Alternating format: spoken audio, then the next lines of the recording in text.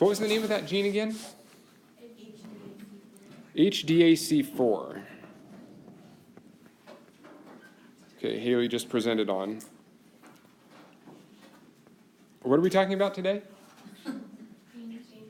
Genes. Genes? Yeah, American blue jeans. Levi's. No, not those genes. Last time we talked about prokaryotic DNA structure. Today we're talking about eukaryotic chromosome structure. And yes, there are some fantastic images of genes that look like chromosomes on the web. Google it. Or your favorite web browser. So we're talking about eukaryotic chromosome structure today. And we're going to talk then about what HDAC4 is, or we can. What's the H stand for? What are the components of eukaryotic chromosomes? There are a lot of molecules that make up, when we look at something that looks like, okay, what's that thing that I just drew and circled in red? It's an X. It represents, for us, a chromosome, two chromosomes, or two sister chromatids. And we can call them either. So recall that that's two different double helices. If we zoom in a little bit, we see that each of those lines, what we call a chromosome, is one double helix. So we've got one chromosome 1 that we get from mom and a copy of that chromosome. Because every time we can see chromosomes, like those X-shaped objects that we so readily recall, that's right before cell division, and that's two copies of the same chromosome. Which means elsewhere in your genome, elsewhere in every cell, you would have a chromosome, pair of chromosomes that looks exactly the same, except that that's chromosome 1, for example, from your dad. Or we can do P for paternal if you like that, and M for maternal. So we've got 4 different, in this cell, when we're looking at it, we see chromosomes that look like X-shaped or Y-shaped objects, 4 copies of every chromosome. So when we see that X-shaped object, it's 2 molecules of DNA. What are the molecules that comprise that? I heard somebody say... Nucleotides and proteins. Okay, so we have nucleotides, that's the DNA. Deoxyribonucleic acid, nucleotides, plus protein. What are those proteins? The names of those proteins are histones. And the reason that this is relevant right now, which we'll come back to later, is that that's what the H in HDAC4 stands for. So HDAC4 is a protein that works on, its job is to chemically modify histone proteins. And that's one of the ways that that story is directly relevant, one of many ways in which that story was directly relevant to genetics. They're talking about proteins that physically bind to our chromosomes and modify our chromosomes in ways that, as was said, turn some of our genes on and turn some of our genes off. More to come in the future. So we will hear by the end of the semester about epigenetics. That's the broad topic. You'll find it on the syllabus. That's the broad topic that this news story is related to. How the environment, how our environments modify our genes and turn them on or off. Scary, but it happens. I don't know if it's scary. It's weird to think that something out of our hands can modify our genes, but the environments we're exposed to actually does modify how our genes are turned on and turned off. So, Yeah. just kind of an outside question. How does that affect heredity? I'm assuming that can't be hereditary. It's hereditary. So it's a really rare example of how you can have a change to your DNA that doesn't change the sequence of your chromosomes, but it's still inherited. We'll get into more detail. But yes, some of these changes are hereditary. So mom goes through a traumatic event early on in life, later on as a baby, that same sense of, that same is going to be passed on. Right, so if a mom experiences traumatic events and she has a kid, will the kid be predisposed to post-traumatic stress disorder, for example. Not necessarily in that specific case, but in general, yes. So it's known, for example, in the worms that I work on, that if a mom goes through her life, and this shouldn't shock you, if a mom goes through her life experiencing low food levels, she doesn't have all the food she wants to eat for her whole life, she goes through some periods of starvation or low food, then that actually has impacts on the lifespan. It's either the lifespan or the number of kids that her kids can have. Which shouldn't surprise you, right? If your mom was doing drugs or malnourished or something like that when she was carrying you, you would probably expect that that would have an impact on your health as an offspring. And that's basically what they find in the worms that I work on.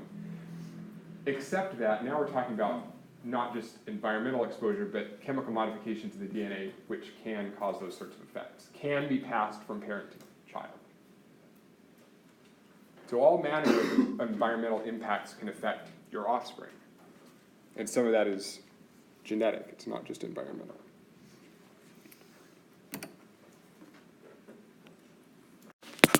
What do we know about salmon that helps us answer this question? Right. So that's only something you would probably remember if you had watched the video for class today, is I mentioned that salmon are tetraploid. And I know you can't see what I'm writing on the tablet now, but you can watch this when I post these as videos after class, right? So I'm talking, we're going to record my audio, but you'll see what I'm writing then. So salmon are tetraploid. They have 4 copies of every chromosome. So let's work through it. If an adult, let's just draw a cell from an adult. How many lines would I draw to represent tetraploidy? 4. Okay, so that's 4 copies of the same chromosome. And related to what I just drew about 3 minutes ago, how would I label these? Let's letter them. Let's say this is 4 copies of chromosome B.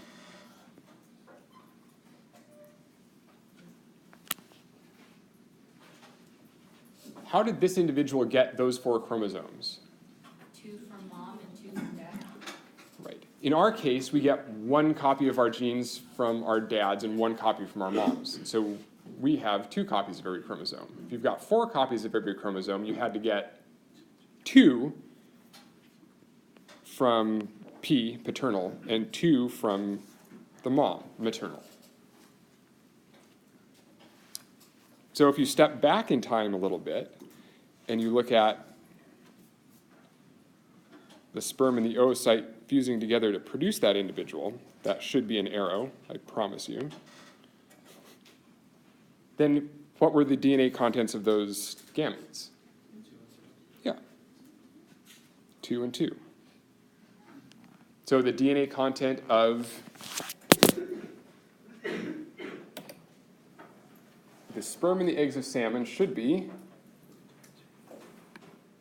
2, B. Is somebody going back and changing their answer? Anyway, it's okay. So now you know. So if you're a tetraploid organism, if you normally in your cells have 4 copies of every chromosome, half had to come from the sperm and the other half from the eggs. If you're diploid, like we are, then the oocytes and the sperm have 1 copy each, and so forth. Simple mathematical relationship, right? Each of the gametes carry half of the chromosomes that make up the adult.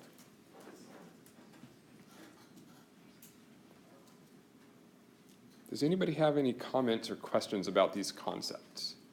We can also talk about the term ploidy. Do you have any questions about haploidy, diploidy, tetraploidy, hexaoctaploidy?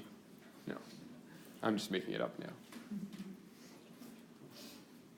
So relating into the previous things that we do know from our previous bio classes, just for better understanding, we can visualize the cell as 4N, and then the 2 sex cells as 2N. That's correct. The term for salmon. Yeah, so salmon are 4N. The somatic cells, that is the cells that make up their bodies, each have 4 sets of chromosomes.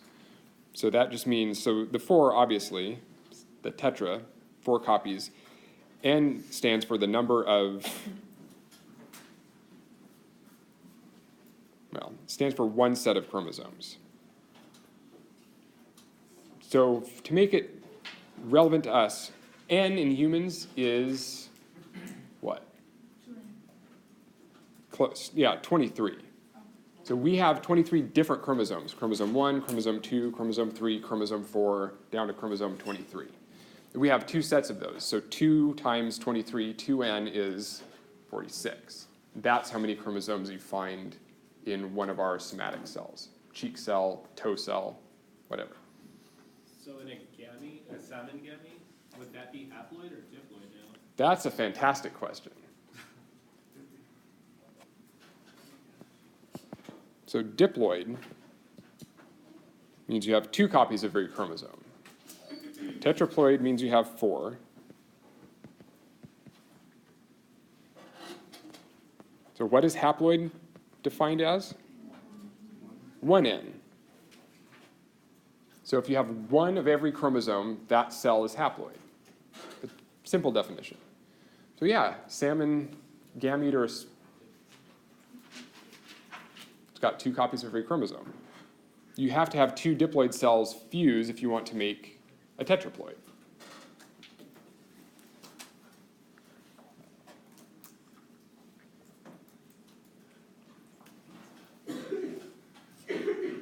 And then we could talk about strawberries, which are dodecaploid. They have 12 copies of every chromosome. Plants are weird in that regard. I know some of you said you didn't want to hear about plants and genetics, but tough luck. Because I'm only going to talk about it for half a minute, but plants tend to have a lot more variation in the number of copies of chromosomes than animals for some reason. Lots of animals are diploid, like we are. Some are tetraploid, maybe some are octoploid, have 8 copies of every chromosome, but when you start talking about 6 copies, 8 copies, 10 copies, 12 copies, usually your safe bet is you're talking about a plant. For some reason, plants are very much more able to survive with lots of copies of their chromosomes. Does that have to do something with their ability for mobility? Seeing how they can't really move, they probably couldn't have more ways to survive. So this is a great question. So why is it that plants, help brainstorm for 2 minutes. So the suggestion here was maybe plants are able to have more copies of their chromosomes because they're useful to the plants, because plants aren't mobile. So maybe there's a relationship between the fact that plants can't move around and that they have more copies of each gene. I don't know if we know an answer yet. We scientists, we society, know that there's an answer to that question, but it seems like a plausible hypothesis. Other thoughts about that? What about plants might make them, let me ask a question a different way. What's bad about having more copies of your chromosomes? Or what's good about it? Trade-off? So more chance for mistakes would be the downside. So a downside could be that there's more chance for mutation. You replicate more DNA, there's more chance for mutation. Better ability to respond to a given stressor. Maybe better opportunity to respond to a stressor, yes? And then, so the evolutionary biologist would say, well, mutation's not always bad.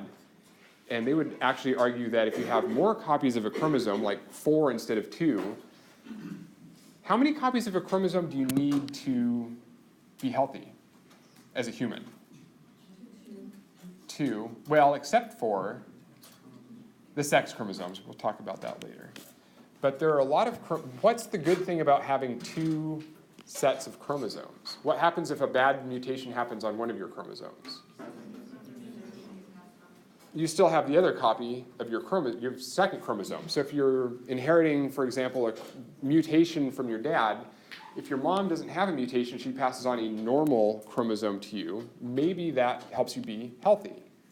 So maybe if a plant's got 12 copies of their chromosomes, maybe a mutation does something beneficial to the plant. That would be an upside.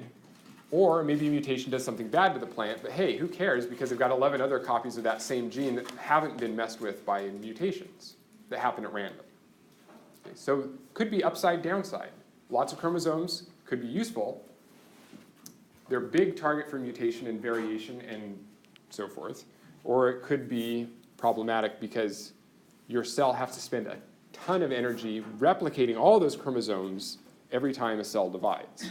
So in general, maybe more DNA is bad because it takes more cell resources to copy your genome every time you divide and grow. But there might be some upsides too.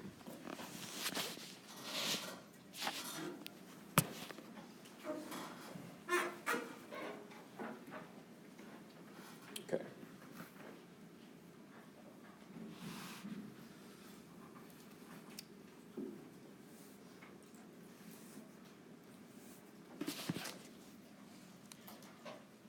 We've talked really briefly so far about the structure of eukaryotic chromosomes. I mean, really basic.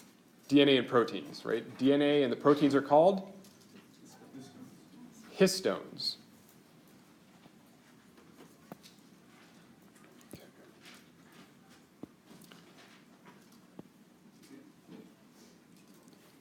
So we looked at this picture once before in class. It was one of the representations of a chromosome or representations of DNA that were submitted. So for a couple minutes with your neighbor, think of, again, I've asked this before, what's wrong with this picture? Anything that's wrong. What would you modify about this drawing to make it more representative of what now we know chromosomes really think about? So 1 minute, talk to your neighbor, we'll come back together. So how could we improve this drawing of this chromosome to make it more representative of what a chromosome really looks like? Yeah. We were saying it doesn't have a centromere, and it's showing the DNA coming off of one little leg instead of the whole thing. Okay, so 2 points. One about a centromere, one about where this DNA is unraveling from. Okay, centromere, a good time to talk about it, although we'll talk about that in the next couple of classes. But how do you know where the centromere on a chromosome is? It's where they cross. Or where the two sister chromatids, two double helices, touch. So these have a centromere. And that's the only way, that's an easy way to know where the centromere is located. Now, what about how this DNA is unwinding? It's wrapping around back to itself. Okay, so it looks like that's just a big loop. It's come out and then gone back in. So where's the actual end of the double helix? This is the middle part of the chromosome somewhere. It's just, we've zoomed in and looked at the double helix itself. Okay, so the ends of the double strand, of the double helix, are at the telomeres, which are defined as the ends of the chromosomes. So somewhere there, we can't see it in this cartoon, somewhere there actually is the end of the double helix. Like the end of the rainbow. There's a pot of gold there somewhere. So is it problematic that we're looking at a piece of DNA that's a huge loop that's coming out of a metaphase chromosome and then going back in? That maybe isn't, what? Go ahead. It looks like it's a ring, kind of like bacteria. Yeah, so it makes it look like it's a loop. So you could imagine that a long double helix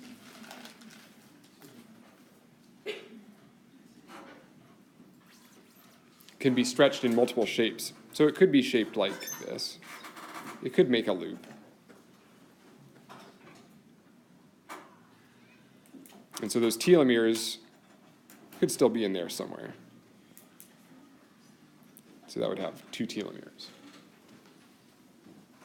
But yeah, it's kind of weird to think that, what's the purpose for chromosome compaction when the chromosomes look like visible objects that we recognize chromosomes to be? So this happens in mitosis, which is right before cell division. Why? Why does the cell go through this whole process of packing all the DNA into these dense objects called chromosomes? Easier to move and? It'd be too big otherwise. It'd be a meter and a half. So there's some, DNA is fragile. DNA is really fragile. Think about how long, and we'll talk about this more in just a second, how long a piece of DNA is compared to how wide it is. It's really fragile, and it's really difficult to move around in cells or between cells at cell division. So our cells compact the DNA as much as possible so it's easier to move the discrete units of DNA, our chromosomes, to make sure that each of the cells after cell division get the right number and the right ones. It's not just counting chromosomes, it's making sure that there's one of each chromosome that gets put into the two different daughter cells. So we don't want the DNA to look like this, all unwound and single-stranded, well, double-stranded, but single double helix, if you're at metaphase and you're about to go through anaphase and telophase and sort the chromosomes into the two different daughter cells. So yeah, that's kind of weird for this drawing. Chromosome wouldn't do this during metaphase normally, have one piece of DNA that just makes a huge loop like that. Is there a problem with the leading and the lagging strand? A problem with the leading and the lagging strands? Not yet, but we haven't gotten there. Well, there are a number of problems with this picture. One is that transcription doesn't occur during metaphase, rarely, but that's not something we've gotten to yet. So I wasn't anticipating that answer, but yes, that's a valid answer. What else? Anything else?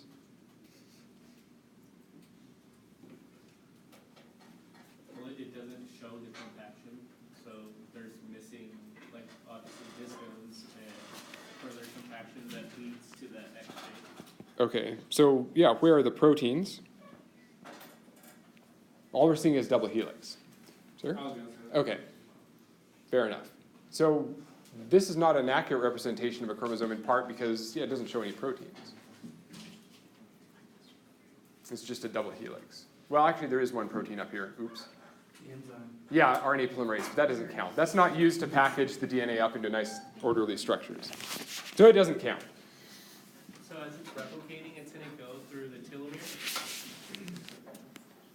And we'll- Isn't that also what shortens as you age? We'll talk about that when we get to DNA replication more in detail, but yes, there's a problem. That's one of the downsides of being a eukaryote. I hate to tell you, since you're all, I think, eukaryotes. We talked about prokaryotic genome structure, and the only point you need to remember is the circular genome. It's a round genome. So if you look at a prokaryote, it's got a round genome, which means that if you look at the double helix, it might look something like that. Prokaryote. Eukaryotes have linear chromosomes, which means we have telomeres and they don't. Then there's a problem with telomeres, which we'll get to it when we talk about DNA replication, which is that cells have a hard time copying the chromosomes at the telomeres. And I distinctly remember one of you said that you didn't want to learn about telomeres and aging, but again, tough luck. We'll get there. So the key difference between bacteria and mammals, for example, circular chromosomes, linear chromosomes, no telomeres in bacteria, circular chromosomes. There's no end to the circle. We've got telomeres, which means we have to have a solution to this problem that bacteria don't have to worry about. Bacteria can copy their chromosomes just fine. We have to worry about how to copy our telomeres, the ends of the chromosomes. Has anybody heard about this before? Summarize it in 15 seconds. What's the problem with the telomere? Just so that we know where we're going. It gets cut off at the end of every replication, doesn't it? Well, what's the problem with having a double helix that has an end? Right, it's a good analogy. It frays. So if you've got a double helix looking like this, which you see on the board, it's fine. All of the nucleotides are base paired with each other, hydrogen bonded together, except for here.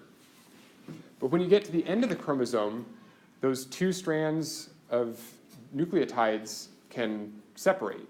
They can fray, and that causes some problems. So that's the problem with having linear chromosomes, is you've got to have an end somewhere. And how does your cell protect the end of the chromosome from unraveling, basically, is the issue. The answer is proteins, but specific proteins that we'll talk about in detail.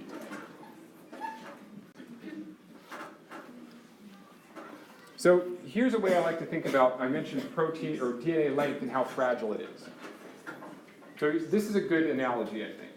If you took a chromosome and you scaled it up so that it was as wide as a piece of uncooked spaghetti, you know, about that wide, you made it that wide, one of our chromosomes, the biggest one, chromosome 1, would stretch from here to Telomeres, or Visalia, which did I say, Telomeres.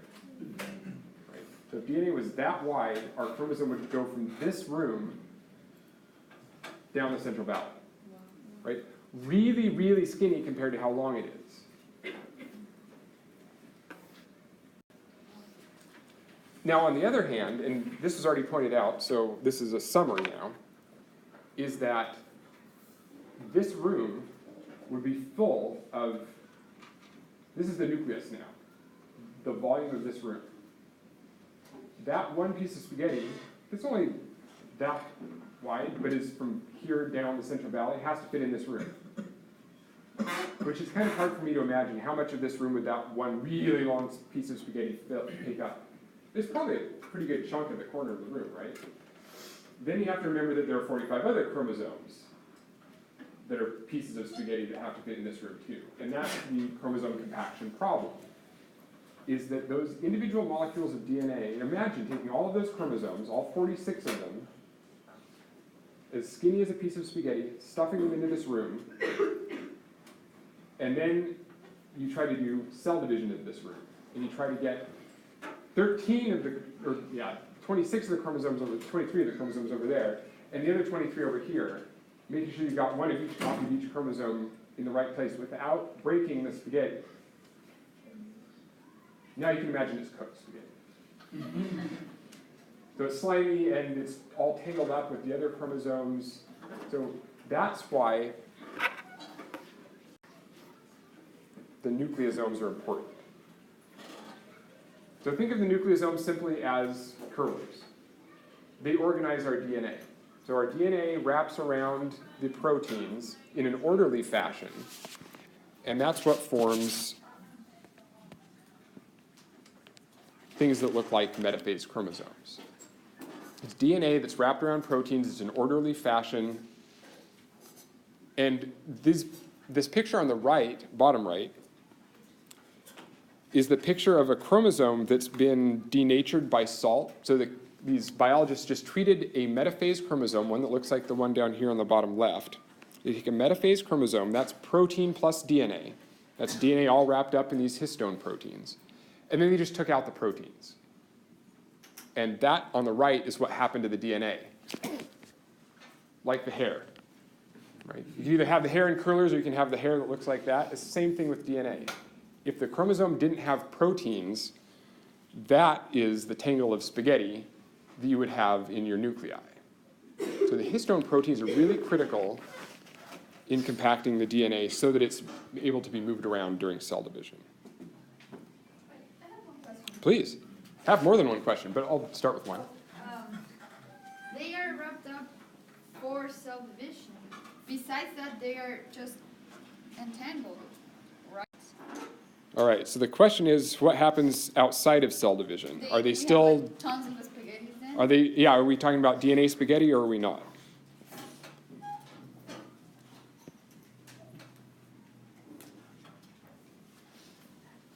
So that's maybe a better version of the picture we looked at before. So now we're looking at DNA that's wrapped around the histone proteins here. Key points, and then make sure I get back to your question. I'm heading there. There are 8 histone proteins that make up what we call a nucleosome. So here we get into the boring lecturing part, but I just want to make sure these are the key points to remember. 8 histone proteins make up one nucleosome. So it's 8 different pieces of protein that all come together into what is drawn here as a ball, which is pretty accurate. And the DNA double helix, as is shown, wraps around that ball a couple of times. And then there are multiple nucleosomes. And those nucleosomes then coil together into these fibers. And then those coils coil into coiled coils. You don't have to remember that. The point is that there are multiple orders of compaction. You have small coils, and those fibers coil into bigger coils, and those coils coil into coiled coils. until it builds up something that's as wide looking as a chromosome. So that's how the DNA compaction occurs. It's layer upon layer upon layer of organization. All it has to do with nucleosomes. Is chromatin another protein, like the scaffolding? Is what? Chromatin? Chromatin. So what is, now we're talking about definitions. So hopefully everyone's keeping up with your Google Docs for definitions. Today we've talked about ploidy, we've talked about nucleosomes, we've talked about histones. How does chromatin play into this? There's that word, chromatin. Simple, DNA plus protein. I hope your definitions will be slightly more elaborated than that. But chromatin is what we call the organized, the ordered complex that's DNA wrapped in proteins. Together we call DNA plus protein chromatin. Now, what does the DNA look like? The question was, what does DNA look like outside of cell division, beyond mitosis? Interphase, when the cells are doing their normal job. Just like DNA helix. Let's see. Let me see if I can find a good picture for you really quickly.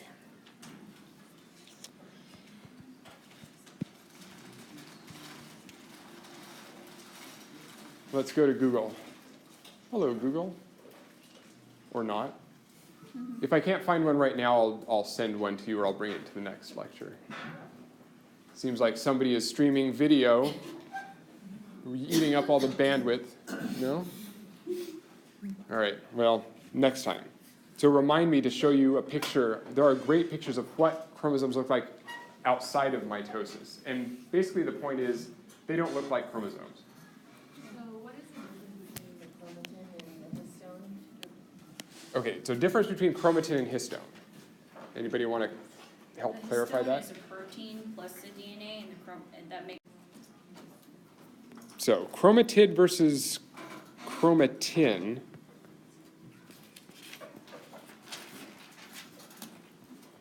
Versus, what else do you want to know about? Chromosome. Goodness, versus nucleosome? But this is really important. This is valuable to do because the first few weeks of class, especially through talking about Mendel and his P's, is heavy on nomenclature. And that's nomenclature that I'm going to use regularly for the rest of the semester. So if we're not clear on it now, it's going to be much more difficult later. Let's see.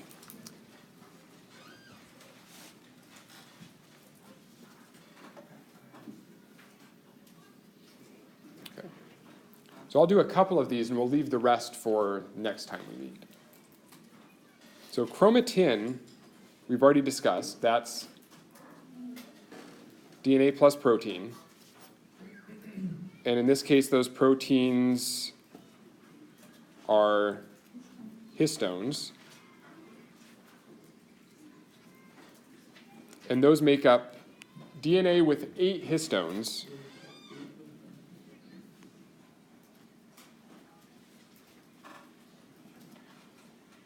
That's a nucleosome. So 8 histones come together, DNA wraps around it. That's a nucleosome. It's 1 unit of chromatin. So that's chromatin and nucleosome. The other 2 words up here, chromatid and chromosome, are these things. So there's a chromosome.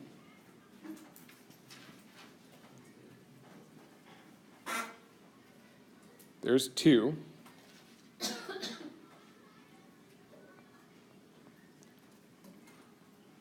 And we'll revisit this when we talk about the cell cycle, which is one of the next chapters that you're going to be reading.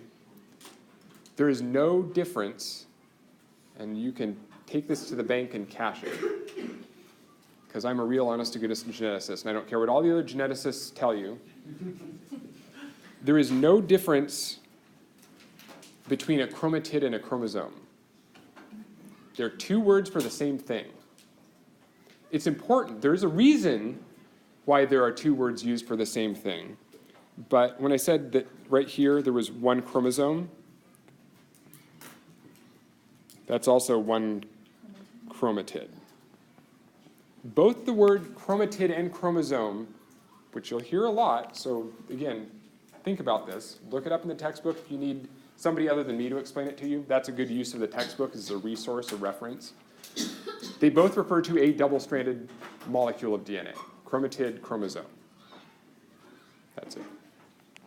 We'll talk about the subtle differences between the definitions as we go through class later.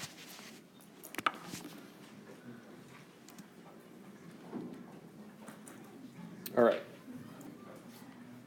So next time we come together, I'm about to send you a new Google document. It's a PDF file. This is not something that you've seen before in this class. Remember, all of these slides, this whole slide is part of a PDF that I upload before class every day to Blackboard. So you've got all this information on Blackboard in the lecture slides folder. I'm going to send you this exercise that is on or has to do with the reading. So do the reading, watch the videos, then try the exercise. Bring that to class for next time. Have a fantastic weekend, and I'll see you on Monday.